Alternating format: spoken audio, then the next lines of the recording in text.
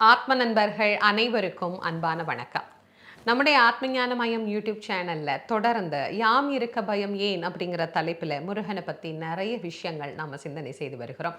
அந்த வகையில் இன்னைக்கு பாம்பன் சுவாமிகள் அருளி செய்த மயூர பந்தம் அப்படின்னா என்ன, அதை எப்படி படிக்கிறது, அதனால் நமக்கு என்னவெல்லாம் பலன்கள் அப்படிங்கிறத பற்றி இதில் தெளிவாக தெரிஞ்சுக்கலாம் வாங்க.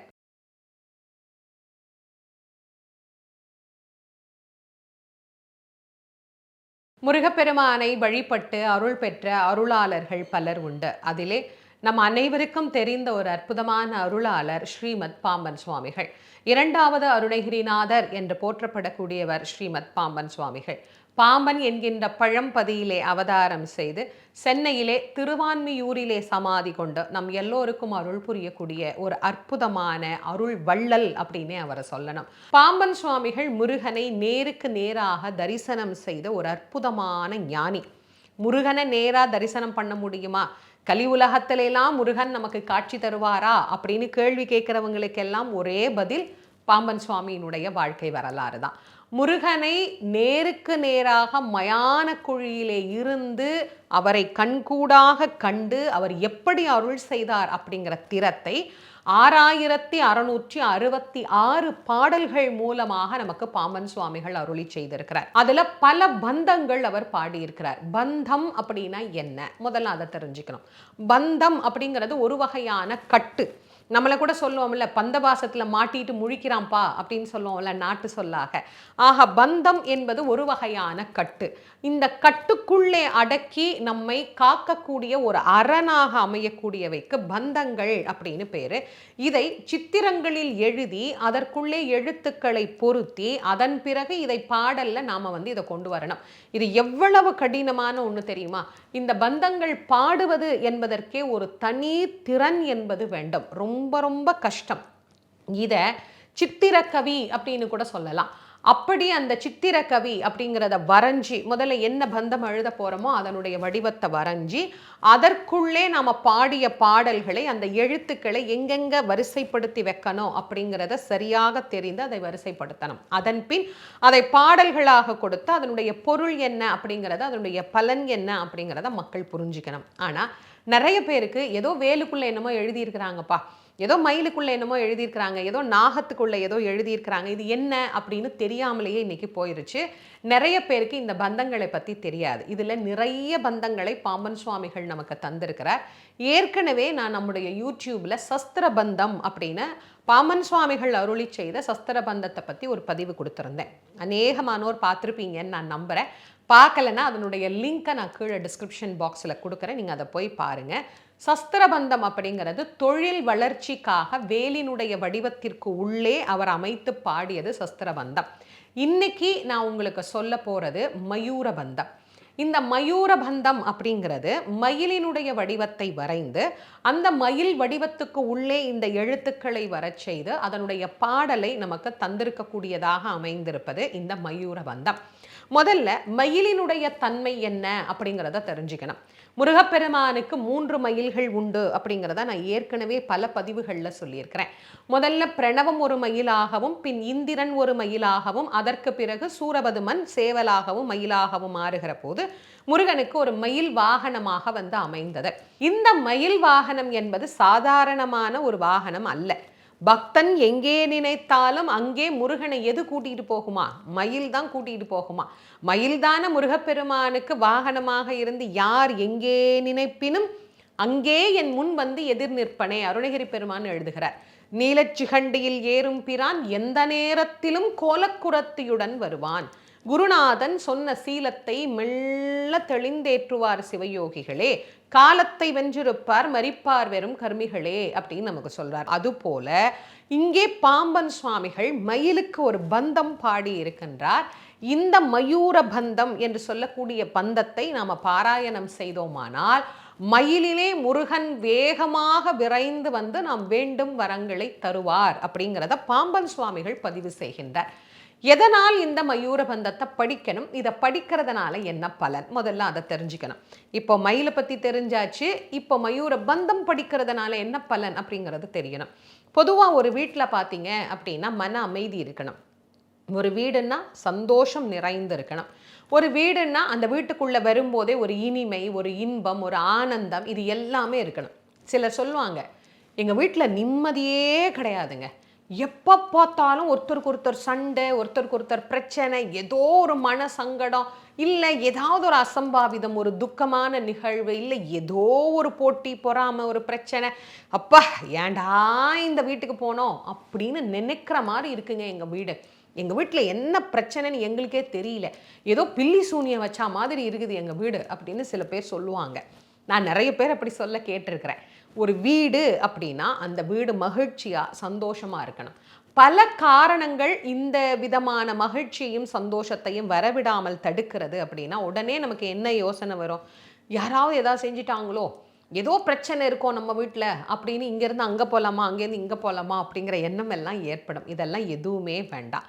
இந்த மயூர பந்தத்தை தொடர்ந்து 48 நாள் நீங்கள் பாராயணம் செய்தால் கண்டிப்பாக நம்ம வீட்டில் இருக்கிற எல்லா விதமான பிரச்சனைகளும் நீங்கும். இது வீட்டுக்கு மட்டும் இல்லை, மனசுக்குமே பொருந்தும். பொதுவாக மனதில் நிறைய குழப்பம், நிறைய தெளிவான ஒரு முடிவை எடுக்க முடியல, ஒரே பயம், இது போல இருந்தாலும் நம்முடைய பயத்தை நீக்கி மனதில் ஒரு தெளிவையும், மனதில் ஒரு புரிதலையும், மனதில் ஒரு தைரியத்தையும் நமக்கு ஏற்படுத்தக்கூடியது இந்த மயூர பந்தம். அப்போ இந்த பில்லி, சூனியம், ஏவல், செய்வினை இதெல்லாம் சொல்கிறாங்க இல்லையா? சில பேர் சொல்லுவாங்க, ஏதோ மந்திர தந்திரங்களுக்குள் எங்களை கட்டி வச்ச மாதிரி இருக்குங்க, இவங்க சொல்கிறதைத்தான் நாங்கள் கேட்குறோமே தவிர நாங்கள் சொல்கிறத அவங்க கேட்கவே மாட்டேங்கிறாங்க, எங்கள் பேச்சு எங்கேயுமே எடுபட மாட்டேங்குது அப்படிலாம் சில பேர் சொல்லுவாங்க. இது மாதிரி மந்திர தந்திரங்களால் ஏதாவது பிரச்சனை இருக்கோ இல்லையோ, ஆனால் உங்களுக்கு மனசில் அது படுது அப்படின்னா கூட நீங்கள் இந்த மயூர பந்தத்தை படிக்கலாம். அடுத்தவரால் எங்களுக்கு ஏதோ துன்பம் வந்து கொண்டே இருக்கு. இப்போ ஒரு குறிப்பிட்ட நபர் எடுத்துக்கோங்களேன், ஒரு குறிப்பிட்ட நபர் எங்கள் மேலே ஒரு பொறாமை காரணமாக எங்களுக்கு ஏதாவது செஞ்சிருவார் அப்படிங்கிற ஒரு பயம் இருக்குது அப்படின்னு உங்களுக்கு தெரிஞ்சால் கூட நீங்கள் இந்த மயூர பந்தம் படிக்கலாம். ஏன்னா இது அரணாக நம்மை காக்கக்கூடிய ஒரு அற்புதமான கவசம். எப்படி கந்தசஷ்டி கவசத்தை நம்ம பாராயணம் பண்ணினா நம்ம வீட்டில் இருக்கக்கூடிய துர்சக்திகள் நீங்குகிறது, நம்ம மனதில் இருக்கக்கூடிய பயம் நீங்குகிறதோ, அதே மாதிரி தான் இந்த மயூர பந்தம். இது போல பிரச்சனைகள் எல்லாவற்றையும் நீக்கக்கூடிய தன்மை அப்படிங்கிறது மயூர பந்தத்துக்கு இருக்கு. அடுத்து பகைவர்களிடத்திலிருந்து நம்மை காக்கக்கூடிய ஒரு பலம் பொருந்திய பந்தம் அப்படிங்கிறது மயூர பந்தம். இந்த பகைவர் அப்படின்னாலே நம்ம என்னங்க, சேர சோழ பாண்டியன் மாதிரி நாட்டுக்கு நாடு சண்டையாக போட போகிறோம் அப்படின்னா, இப்போ சும்மா ஒரு வியாபாரம் கூட பண்ண முடியல, ஒரு வேலை பண்ண முடியலை, ஒரு ஆஃபீஸில் ஒரு உயர் பதவி கிடைச்சிது அப்படின்னு என்னால் சொல்ல முடியலை. ஏன்னா அவ்வளோ பொறாமை, அவ்வளவு போட்டி, அவ்வளவு பிரச்சனை, கஷ்டப்பட்டு முன்னேறினா கூட அதை போய் பொறாமப்பட்டு இவன் அப்படி இவன் இப்படின்னு அடுத்தவங்க கிட்ட போய் எங்களை பற்றி இப்படியெல்லாம் பேசுகிறாங்க. இது மாதிரி எவ்வளோ பேர் அனுபவிக்கிறீங்க? இந்த மாதிரி பிரச்சனை இருக்கிறவங்களும் இதை படித்தா எந்த பகையும் பக்கத்தில் வரவே வராது. ஒரு அரணாக இருந்து இந்த மயூர பந்தம் நம்மை காப்பாற்றும். சுருக்கமா சொல்லணும்னா, ஒரு கந்த சஷ்டி கவசம் எப்படி நம்மளை காப்பாத்துதோ அதே மாதிரி தான் இந்த மயூர பந்தம். அது பெருசு, இது ரொம்ப சின்னது, வெறும் 4 வரிகள் தான். சரி, இந்த மயூர பந்தத்தை எப்படி படிக்கணும்? வீட்டில் நீங்கள் மயூர பந்தம் உங்கள்கிட்ட புத்தகம் இருந்ததுன்னா எடுத்துக்கோங்க. அப்படி புத்தகம் இல்லைன்னா நான் கீழே டிஸ்கிரிப்ஷன் பாக்ஸில் உங்களுக்கு அதை நான் கொடுக்குறேன், அதை பாருங்கள். இதில் நிறைய பேருக்கு ஒரு கேள்வி, இது படமாக வரைஞ்சிருக்கிறதுனால இதை கண்டிப்பாக நாங்கள் வாங்கி ஃப்ரேம் பண்ணி இதை வீட்டில் வச்சு தான் நாங்கள் படிக்கணுமா? அப்படிலாம் நான் எப்பயுமே சொல்ல மாட்டேன்.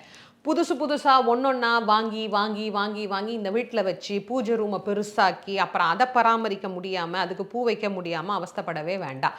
நீங்கள் உங்கள் வீட்டில் இருக்கிற படத்துக்கு முன்னாடியே படிங்க. முருகர் படம் இருக்கா? போதும். முருகர் படத்தில் மயில் இருக்கும், அதுவும் போதும். மயிலே இல்லைங்க, வெறும் முருகர் ஒண்டி தாங்க இருக்கிறார், பரவாயில்ல, முருகர் இருக்கிறாருல்ல. முருகருக்குள்ள சேவலும் இருக்குது, மயிலும் இருக்குது, வேலும் இருக்குது, எல்லாம் இருக்குது. அதனால் இதுக்காக தனியாக ஒன்று போய் வாங்கணும் அப்படிங்கிற அவசியம் கிடையாது. ஏற்கனவே நீங்கள் வச்சிருக்கிறீங்க அப்படின்னா பரவாயில்ல, அதை வச்சுக்கோங்க. இந்த மயூர பந்தம் அப்படிங்கிறது எப்படி இருக்கும் அப்படிங்கிறத நான் இப்போ உங்களுக்கு படத்தில் காட்டுறேன், அதை பார்த்துக்கோங்க. எப்படி படிக்கணும் அப்படிங்கிறதை நான் இப்போ உங்களுக்கு படிச்சு காட்டுறேன், கேட்டுக்கோங்க. வரத அதிப நகர சுமுக ஒருகுக வரிதுதபு விரிவிதி மரகத அரிபரம துகளில் அசல விமல மழையென அலிரிய மரபுரு குருமுனிவ உதிமயல் அசர மதி விரி விபுத குரு சுரபதி நவரச பரத தினகர மதுகமழ முனிவருதி. இது மாதிரி தான் மயூர பந்தத்தை நாம் படிக்கணும். கேட்கும்போது கொஞ்சம் கஷ்டமாக இருக்கிற மாதிரி தெரியும். ஆனால் நீங்கள் படிக்க படிக்க இது உங்களுக்கு சுலபமாயிடும். ஞாபகம் வச்சுக்கோங்க. படிக்கும் விதிமுறைகள் என்ன அப்படிங்கிறத பார்த்துருவோமா? நம்ம வீட்டில் இருக்கக்கூடிய முருகர் படத்துக்கு முன்னாடி ஒரு நெய் விளக்கு ஒன்று ஏற்றி வச்சுக்கோங்க. எப்போதும் நெய் விளக்கு தான் ஏற்றுறோம் அப்படின்னா அதே விளக்கிலே விட்டுடுங்க. புதுசாக ஏற்றவே வேண்டாம். எப்போதும் நெய் விளக்கு வச்சுருக்கிறவங்க அந்த நெய் விளக்கை ஏற்றிக்கோங்க. அடுத்ததா இதை என்னைக்கு ஆரம்பிக்கிறது? செவ்வாய்க்கிழமை ஆரம்பிக்கலாம். ரொம்ப ரொம்ப விசேஷமான நாள் செவ்வாய்க்கிழமை. இல்லைனா வியாழன் ஆரம்பிக்கலாம். முருகன் குரு, அதனால் நம்ம வியாழக்கிழமை அன்னைக்கு ஆரம்பிக்கலாம். எங்களுக்கு இந்த செவ்வாய், வெள்ளி, வியாழன் இதெல்லாம் எதுவுமே முடியலைம்மா, ஃபஸ்ட்டு டே நாங்கள் ஒரு லீவ் நாளில் ஆரம்பிக்கணும், சண்டே அதுதான் எங்களுக்கு லீவ் நாள், ஞாயிற்றுக்கிழமை ஆரம்பிக்கலாமா? ஆரம்பிச்சுக்கோங்க. இல்லைனா அன்றைக்கி சஷ்டி திதி இருக்குதா பாருங்கள், ரொம்ப நல்ல நாள். சஷ்டி திதி அன்னைக்கு ஆரம்பிங்க. கிருத்திகை நட்சத்திரம் இருந்தால் கூட ஆரம்பிக்கலாம். இதில் ஏதோ ஒரு நாளில் தேர்வு பண்ணிக்கோங்க. இதுதான் அப்படிங்கிறத நான் சொல்ல மாட்டேன். ஒரு 48 நாள் நீங்கள் ஒரு கணக்காக ஒரு வைராக்கியமாக வச்சுக்கோங்க. இந்த 48 நாளும் சைவமாக இருந்து இதை நீங்கள் படித்து பாருங்கள். அது இன்னும் விசேஷமாக இருக்கும். நடுவில் நாங்கள் சமைச்சு கொடுக்கலாமான்னு கேட்பீங்க. நான் உங்களை படிக்கிறவங்கள தான் சைவமாக இருக்க சொல்கிறேன். அதனால் படிக்கிறவங்க கண்டிப்பாக ஒரு பெரிய பிரச்சனை இருக்குது எங்களுக்கு, அதிலேருந்து நாங்கள் வெளியே வரணும்னு நினைக்கிறவங்க கொஞ்சம் கட்டுப்பாடோடு இந்த படித்து பார்க்கலாம். இல்லைம்மா நாங்கள் சும்மா சாதாரணமாக தான் படிக்கிறோம் அப்படிங்கிறவங்க காலையிலே நீங்கள் இதை படிச்சிருங்க. விளக்கேற்றிக்கோங்க. முருகருக்கான ஒரு பூ, அரளிப்பூ கிடச்சிச்சின்னா சந்தோஷம். இல்லை வேறு என்ன மலர் இருந்தாலும் பரவாயில்ல, ஒரு பூ வச்சுக்கோங்க. நெய்வேத்தியமாக 2 வாழைப்பழம், ஒரு வெத்தலை பாக்கு வச்சுக்கலாம். இல்லை ஒரு டம்ளர் பால் வச்சுக்கலாம். இல்லை ஒரு ஆப்பிளோ கல்கண்டோ என்ன கிடைக்குதோ ஏதோ ஒரு நைவேத்தியம் சுவாமிக்கு வச்சுக்கோங்க. வச்சுக்கிட்டு இதை நீங்கள் பாராயணம் செய்துட்டு முருகனுக்கு படிக்க வேண்டிய சில மந்திரங்கள் அப்படின்னு நான் ஒரு 7-8 மந்திரங்கள் தமிழில் தான், அருணகிரிநாதர் அப்புறமா நம்முடைய நக்கீரர் இவங்கெல்லாம் சொன்ன ஒரு 4 வரி தான் நான் உங்களுக்கு ஏற்கனவே கொடுத்துருந்தேன். அதோடைய லிங்கையுமே நான் கீழே டிஸ்கிரிப்ஷன் பாக்ஸில் சேர்க்குறேன். அதையும் நீங்கள் படிங்க. இதை படிச்சுட்டு முருகனுக்கு இதை நைவேத்தியம் பண்ணிவிட்டு அந்த பிரசாதத்தை நீங்கள் எடுத்துக்கோங்க. இந்த மாதிரி ஒரு 48 நாள் நீங்கள் படித்து பாருங்கள். எப்பேற்பட்ட பிரச்சனைகள், வீட்டுக்குள்ளே நிம்மதி இல்லை, அமைதி இல்லை, மனசில் சந்தோஷம் இல்லை, போட்டி பொறாமை பகை, எங்களுக்கு ஒரே தொந்தரவு, எங்கள்கிட்ட வியாபாரம் பண்ண முடியல, என்ன பிரச்சனையாக இருக்கட்டும், பில்லி சூனியம் ஏவல் செய்வன எந்திர மந்திர தந்திர பிரச்சனை அனைத்தையும் நீக்கக்கூடியது இந்த மயூரபந்தம். படித்து பாருங்கள். உங்களை சார்ந்தவர்களுக்கு நீங்கள் பலன் பெற்ற பிறகு அவர்களுக்கும் அதை நீங்கள் சொல்லுங்கள். ஏற்கனவே இதை நான் படிச்சிருக்கிறேம்மா, இதனால் நான் நலன் பெற்றிருக்கிறேன் அப்படிங்கிறவங்க கண்டிப்பாக எனக்கு கமெண்ட்ஸில் சொல்லுங்கள். அதை படித்து பார்க்குறவங்களுக்கு ஒரு நம்பிக்கை வரும். அவங்களும் அதை படித்து பலனடைவார்கள். இந்த பதிவை உங்களுக்கு தெரிந்த முருக பக்தர்கள் அத்தனை பேருக்கும் ஷேர் பண்ணுங்கள். ஏன்னா முருகனுக்கு ஏதோ 1-2 பாட்டு தான் இருக்குது அப்படின்னு நிறைய பேர் நினச்சிடக்கூடாது இல்லையா? எப்பேற்பட்ட வழிபாடு, கந்த புராணத்திலிருந்து முருகனை பற்றி நம்ம சிந்தனை பண்ணிட்டு இருக்கிறோம். யுகம் தொடங்கிய காலம் தொட்டு உள்ள கடவுள் முருகப்பெருமான். அதனால் இந்த பதிவை எல்லாருக்கும் பகிர்ந்து கொள்ளுங்க. எல்லோருக்கும் இதனுடைய அருமையும் பெருமையும் தெரிந்து கொள்ள முடியும். நம்முடைய ஆத்மஞானமயம் யூடியூப் சேனலை இது வரைக்கும் நீங்கள் சப்ஸ்கிரைப் பண்ணாமலேயே பார்க்குறீங்கன்னா பண்ணிக்கோங்க. மீண்டும் ஒரு சிறப்பான பதிவில் யாம் இருக்க பயம் ஏன் அப்படிங்கிற தலைப்பில் உங்களை மறுபடியும் சந்திக்கும் வரை உங்கள் அனைவருக்கும் நன்றியும் வணக்கமும் கூறி விடை பெறுவது திருமுருக வள்ளல் வாரியார் சுவாமிகளின் மாணவி தேசமங்கையர்க்கரசி. நன்றி, வணக்கம்.